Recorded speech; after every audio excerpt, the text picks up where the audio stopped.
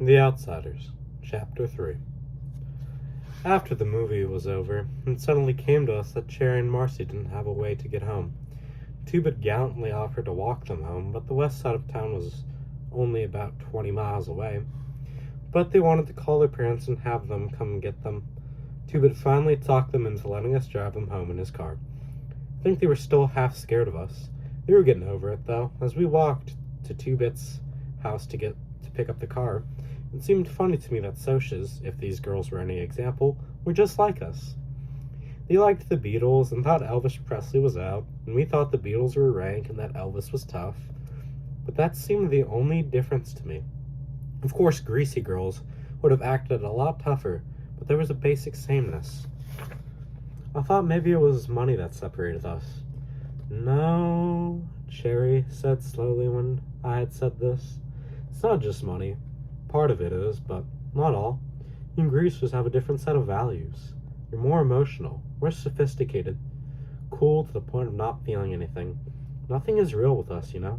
Sometimes I'll catch myself talking to a girlfriend and realize I don't mean half of what I'm saying. I don't only think a beer blast on the river bottom is super cool, but I'll rave about one to a girlfriend just to be saying something. She smiled at me. I never told anyone that. I think you're the first person I've really ever gotten through to. She was coming through to me all right, probably because I was a greaser and younger. She didn't have to keep up her guard with me. A rat race is the perfect name for it, she said. We're always going and going and going and never asking where. Did you ever hear of having more than you wanted so that you couldn't want anything else? And started looking for something else to want? It seems like we're always searching for something to satisfy us and never finding it. Maybe if we could lose our cool, we could. That was the truth. Socials were always behind a wall of aloofness, careful not to let their real selves show through. I had seen a social club rumble once. The socials even fought coldly and practically and impersonally. That's why we're separated, I said. It's not money, it's feeling. You don't feel anything, we feel too violently. And she was trying to hide a smile. That's probably why we take turns getting our names in the paper. Two-Bit and Marcy weren't even listening to us. They were engaged in some wild conversation that made no sense to anyone but themselves. I have quite a rep for being quiet, almost as quiet as Johnny. Two-Bit always said he wondered why Johnny and I were such good buddies. You must have such interest in conversation, he'd say, cocking one eyebrow. You keeping your mouth shut and Johnny not saying anything. But Johnny and I understood each other without saying anything. Nobody about Soda could really get me talking until I met Cherry Valance. I don't know why I could talk to her. Maybe for the same reason she could talk to me. The first thing I knew, I was telling her about Mickey Mouse, Soda's horse. I never told anybody about Soda's horse. It was personal. Soda had this buckskin horse, only it wasn't his. It belonged to a guy who kept it at the stables where Soda used to work. Mickey Mouse was Soda's horse, though. The first day Soda saw him, he said, "There's my horse," and I never doubted it. I was about 10 then. Soda Pop is horse crazy. I mean it. He's always hanging around stables and rodeos, hopping on a horse every time he gets a chance.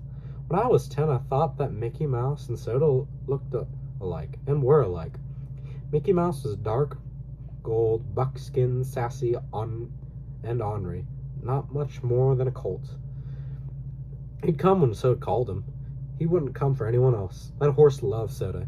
He'd stand there and chew on Soda's sleeve or collar. Gosh, but Soda Pop was crazy about that horse. He went down to see him every day. Mickey Mouse was a mean horse, though. He kicked other horses and was always getting into trouble. I've got me an ornery pony, Soda'd tell me, rubbing his neck. How come you're so mean, Mickey Mouse? Mickey Mouse would just chew on his sleeve and sometimes nip him.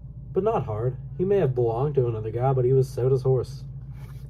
Does Soda still have him? Cherry asked. He got sold, I said. He came and got him one day and took him off. He was a real valuable horse. Pure quarter. She didn't say anything else. I was glad. I couldn't tell her that Soda had bawled all night long after they came and got Mickey Mouse. I'd cried too, if you want to know the truth, because Soda never really wanted anything except the horse, and he'd lost his. Soda had been 12 then, going on 13. He never let on to Mom and Dad how he felt, though, because we never had enough money, and usually we had a hard time making ends meet. When you're 13 in our neighborhood, you know the score. I kept saving my money for a year, thinking that someday I could buy Mickey Mouse back for soda. You're not so smart at 10. You read a lot, don't you, Pony Boy? Cherry asked. I was startled. Yeah, why? She kinda shrugged. I could just tell. I bet you watch sunsets, too. She was quiet for a minute after I nodded. I used to watch them. I used to watch them, too, before I got so busy.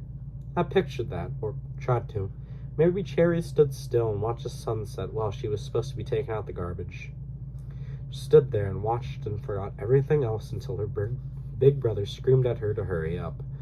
I shook my head. It seemed funny to me that the sunset she saw from her patio and the one I saw from the back steps was the same one.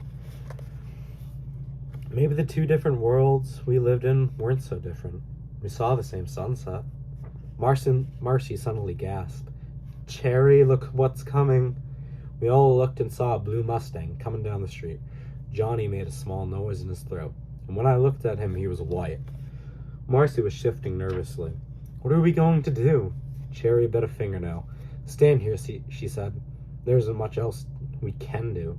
Who is it? Two-Bit asked. The FBI? No, Cherry said bleakly. It's Randy and Bob. And, Two-Bit added grimly, a few other of the socially elite checkered shirt set. Your boyfriends? Johnny's voice was steady, but standing as close to him as I was, I could see he was trembling. I wondered why Johnny was a nervous wreck, but he never was that jumpy. Cherry started walking down the street. Maybe they won't see us. Act normal. Who's acting? Two-Bit grinned. I'm a natural normal. Wish it was the other way around, I muttered, and Two-Bit said, Don't get mally, Pony Boy. The Mustang passed us slowly and went right on by. Marcy sighed in relief. I was close. Cherry turned to me. Tell me about your oldest brother. You don't talk about him much. I tried to think of something to say about Derry and shrugged. What's to talk about? He's big and handsome and likes to play football. I mean, what's he like?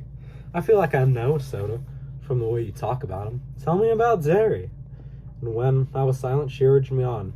Is he wild and reckless like Soda? Dreamy like you? My face got hot as I bit my lip. Derry. What was Derry like? I started to say he was a good old guy, but I couldn't. I burst out bitterly. He's not like Soda Pop at all, and he sure ain't like me. He's as hard as a rock and is about as human. He's got eyes exactly like frozen ice.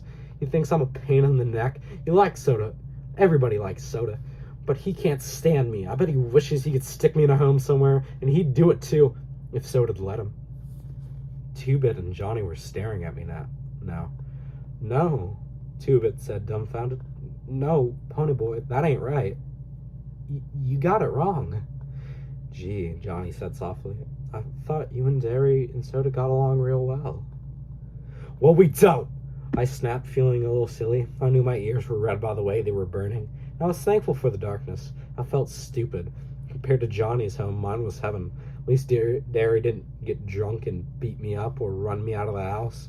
And I had Soda Pop to talk things over with. That made me mad. I mean, making a fool of myself in front of everyone. And you could shut your trap, Johnny Kid, because we all know you ain't wanted at home either, and you can't blame him. Johnny's eyes went round and he winced as though I'd belted him. Two-Bit slapped me a good one across the side of my head and hard. Shut your mouth, kid. If you wasn't Soda's kid brother, I'd beat the tar out of you. You know better than to talk to Johnny like that. He put his hands on Johnny's shoulder. He didn't mean it, Johnny. I'm sorry, I said miserably. Johnny was my buddy. I was just mad. It's the truth, Johnny said with a bleak grin. I don't care. Shut up talking like that, Two-Bit said fiercely, messing up Johnny's hair. We couldn't get along without you, so you could just shut up. It ain't fair, I cried passionately. It ain't fair that we all have the rough breaks. I didn't know exactly what I meant, but I was thinking about Johnny's father being a drunk and his mother a selfish slob, and Two-Bit's mother being a barmaid to support him and his kid sister after their father ran out on them, and Dally, wild cunning Dally, turning into a hoodlum because he'd die if he didn't. And Steve, his hatred for his father coming out in his soft, bitter voice, and the violence of his temper. Soda Pop, a dropout so he could get a job and keep me in school. And Derry, getting old before his time, trying to run a family and hold on to 2 jobs and never having any fun. While the Socias had so much spare time and money, they jumped us and each other for the kicks. Had beer blasts and river bottom parties because they didn't know what else to do. Things were rough all over, all right. All over the east side. It just didn't seem right to me. I know, Two-Bit said, with a good-natured grin. The chips are always down when it's our turn. But that's the way things are. Like it or lump it. Cherry and Marcy didn't say anything. I guess they didn't know what to say. We had forgotten they were there. Then the blue Mustang was coming down the street again, more slowly. Well, Cherry said resignedly, they've spotted us. The Mustang came to a halt beside us, and 2 boys in the front seat. They were Socias, all right. One had on a white shirt and a Madras ski jacket, and the other one a light yellow shirt and a wine-colored sweater. I looked at their clothes and realized for the first time that evening that all I had was a pair of jeans and Soda's old navy sweatshirt with the sleeves cut short. I swallowed. Two-Bit started to tuck in his shirt tail, but stopped himself in time. He just flipped up the collar of his black leather jacket and lit a cigarette. The Socias didn't even seem to see us. Cherry, Marcy, listen to us, the handsome black-haired Social with the dark sweatshirt began. Johnny was breathing heavily, and I noticed he was staring at the Socia's hand. He was wearing 3 heavy rings. I looked quickly at Johnny. An idea dawned on me. I remembered that it was a blue Mustang that had pulled up beside the vacant lot, and that Johnny's face had been cut up by someone wearing rings. The Socia's voice broke through into my thoughts. Just because we got a little drunk last time, Cherry looked mad. A little? You call reeling and passing out in the streets a little? Bob, I told you, I'm never going out with you while you're drinking, and I mean it. Too many things could happen while you're drunk. It's me or the booze. The other Soc, a tall guy with a semi-beetle haircut, turned to Marcy. Baby, you know we wouldn't get drunk very often. When she only gave him a cold stare, he got angry. And even if you were mad at us, there's no reason to go walk in the streets with these bums. Two-Bit took a long drag on his cigarette. Johnny slouched and hooked his thumbs in his pockets. I stiffened. We can look meaner than anything when we want to. Looking tough comes in handy. Two-Bit put his elbow on Johnny's shoulder. Who you calling bums? Listen, greasers, if we got 4 more of us in the back seat. Then pity the back seat, Two-Bit said to the sky. If you're looking for a fight, Two-Bit cocked an eyebrow, but it only made him look more cool. You mean if I'm looking for a good jumping, you outnumber us? So you'll give it to us? Well, he snatched up an empty bottle, busted off the end, and gave it to me, then reached in his back pocket and flipped out his switchblade. Try it, pal. No, Cherry cried. Stop it. Look, she looked at Bob. We'll ride home with you. Just wait a minute. Why? Two-Bit demanded. We ain't scared of them. Cherry shuddered. I can't stand fights. I can't stand them. I pulled her to one side. I couldn't use this, I said, dropping the pop bottle. I could never cut anyone. I had to tell her that, because I'd seen her eyes when Two-Bit flicked out his switch. I know, she said quietly, but we better go with him, Pony Boy. I mean, if I see you in the hall at school or something and I don't say hi, well, it's not personal or anything, but... I know, I said. We couldn't let our parents see us with y'all. You're a nice boy and everything. It's okay, I said, wishing I was dead and buried somewhere, or at least that I had on a decent shirt. We weren't in the same class. Just don't forget that some of us watch the sunset too. She looked at me quickly. I could fall in love with Dallas Winston, she said. I hope I never see him again, or I will. She left me standing there, with my mouth dropped open, and the blue Mustang vroomed off. We walked on home, mostly in silence. I wanted to ask Johnny if those were the same Socias that had beaten him up, but I didn't mention it. Johnny never talked about it, and we never said anything. Well, those were two good-looking girls if I ever saw any. Two-Bit yawned as we sat down on the curb of the vacant lot. He took a piece of paper out of his pocket and tore it up. What was that? Marcy's number. Probably a phony one, too, but I must have been out of my mind to ask for it. I think I'm a little soused. He had been drinking. Two-Bit was smart. He knew the score. Y'all going home? He asked. Not right now, I said. I wanted to have another smoke and watch the stars. Had to be in by 12, but I thought I had plenty of time. I don't know why I handed you that busted bottle, Two-Bit said, getting to his feet. You'd never use it. Maybe I would've, I said. Where you heading? Gonna go play a little snooker and hunt up a poker game. Maybe get rip-roaring drunk, I don't know. I'll see y'all tomorrow. Johnny and I stretched out on our backs and looked at the stars. I was freezing. It was a cold night, and all I had was that sweatshirt. But I could watch the stars in the sub-zero weather. I saw Johnny's cigarette glowing in the dark, and I wondered vaguely what it was like to be inside a burning ember. It's because we're greasers, Johnny said. I knew he was talking about Jerry. We could have hurt her reputation. I reckon, I said, wondering if I ought to tell Johnny what she had said about Dallas. Man, that was a tough car. Mustangs are tough. Big time socials, all right, I said, a nervous bitterness growing inside me. It wasn't fair for the socials to have everything. We were as good as they were. It wasn't our fault we were greasers.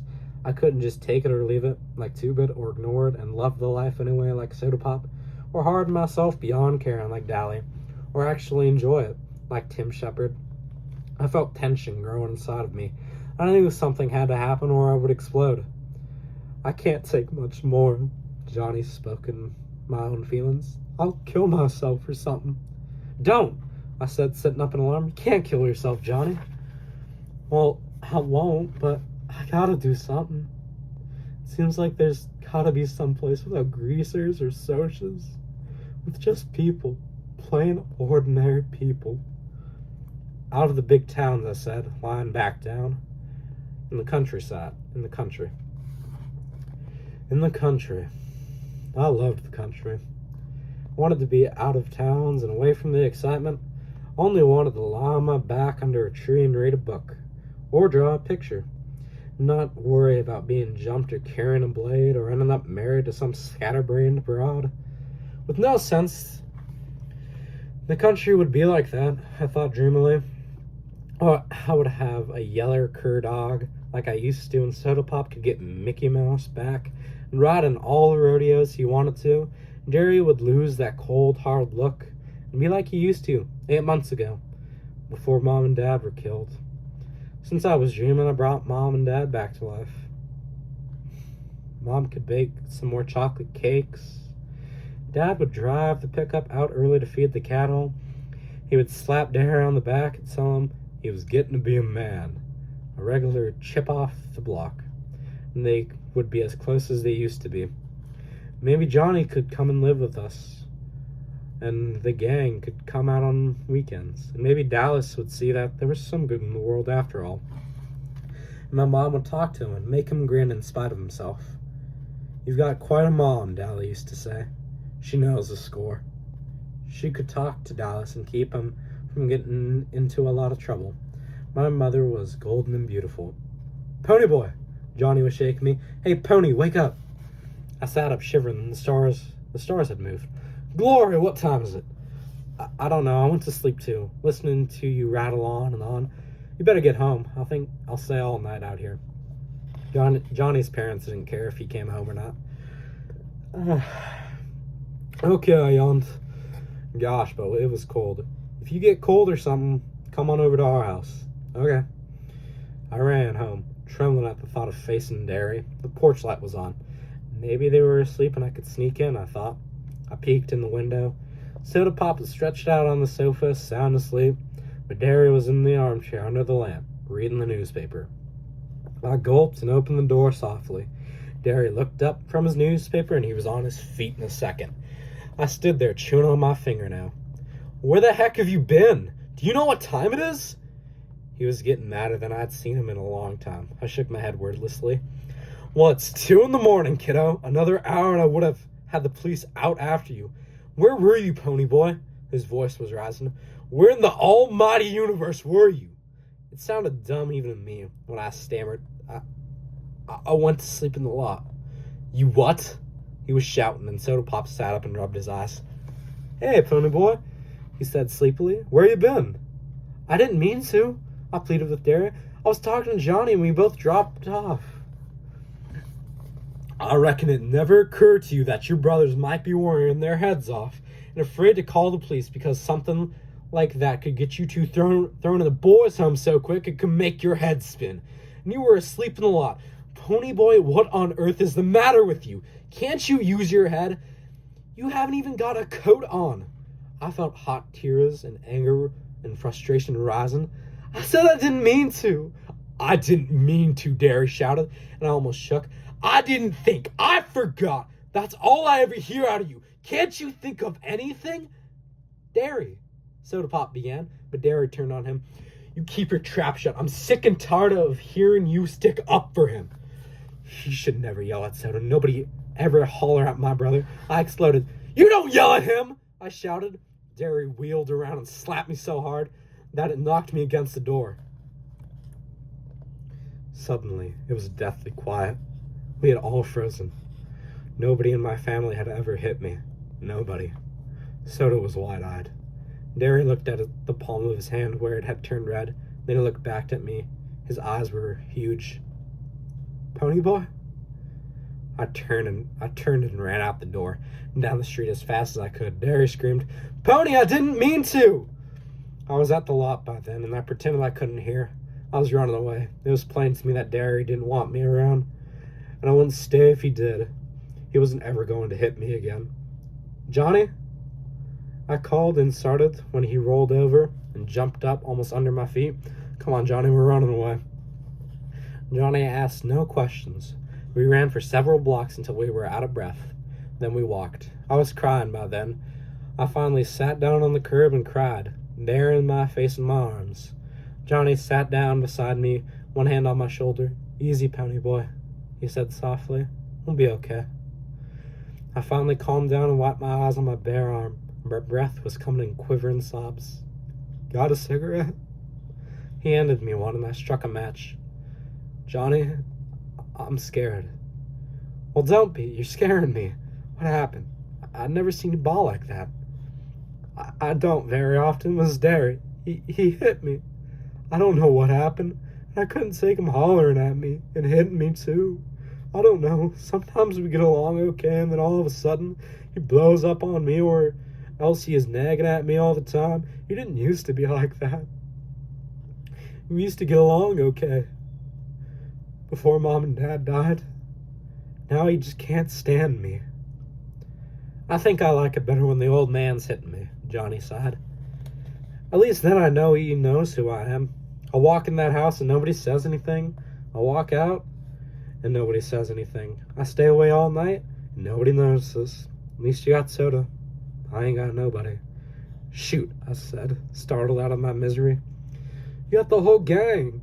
Dally didn't slug you tonight because you're the pet. I mean, golly, Johnny, you got the whole gang. It ain't the same as having your own folks care about you, Johnny said simply. It just ain't the same. I was beginning to relax and wondered if running away was such a great idea. I was sleepy and freezing to death, and I wanted to be home in bed, safe and warm under the covers with Soda's arms across me. I decided I would go home and just not speak to Derry. It was my house as much as Derry's. And if he wanted to pretend I wasn't alive, that was just fine with me. He couldn't stop me from living in my own house. Let's walk to the park and back, then. Maybe I'll be cooled off enough to go home. Okay, Johnny said easily. Okay. Things got better, I figured. They couldn't get worse. I was wrong.